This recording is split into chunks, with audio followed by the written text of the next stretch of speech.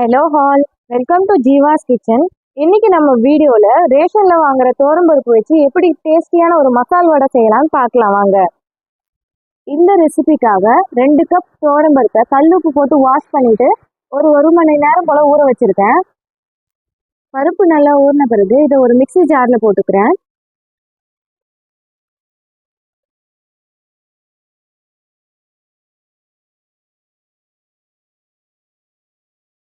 பருப்பெல்லாம் மிக்சியில் போட்ட அப்புறம் ஒரு ஸ்பூன் அளவு சால்ட்டு சேர்த்து இந்த பருப்பை நல்லா குறைன்னு அரைச்சி எடுத்துக்கிறேன்.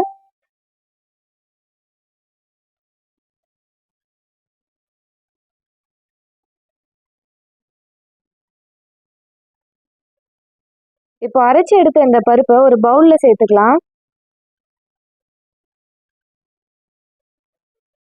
அரைச்ச அந்த பருப்பு கூடவே 3 பெரிய சைஸ் வெங்காயம் பொடியாக நறுக்கி வச்சுருக்கேன், அதை இப்போ சேர்த்துக்கலாம்.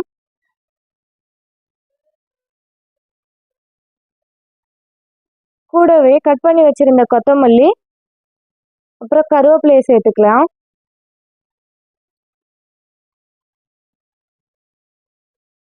இதில் ஒரு ஸ்பூன் அளவு சோம்பு,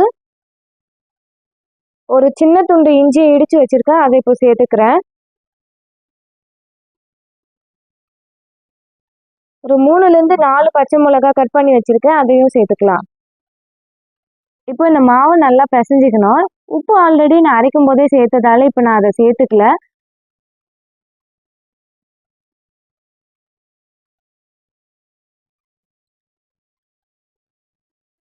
இப்போ வடை செய்யறதுக்கான மாவு ரெடி ஆயிடுச்சு. வடையை பொரிச்சு எடுத்துக்கிறதுக்காக ஒரு பேனில் தேவையான அளவு எண்ணெய் சேர்த்துக்கிறேன். நல்லா சூடான அப்புறம் மாவு ஒரு மீடியமான சைஸில் தட்டி எண்ணெயில் போட்டு பொரிச்சிக்கலாம்.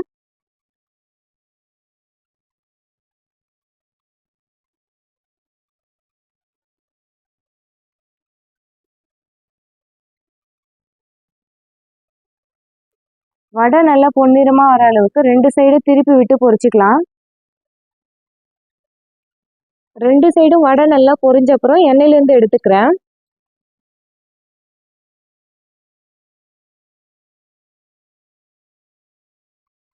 அவ்வளோதான், ரொம்பவும் சிம்பிள் அண்ட் டேஸ்டியான இந்த துவரம்பருப்பு வடை இப்போ சூப்பராக ரெடி ஆகிடுச்சு.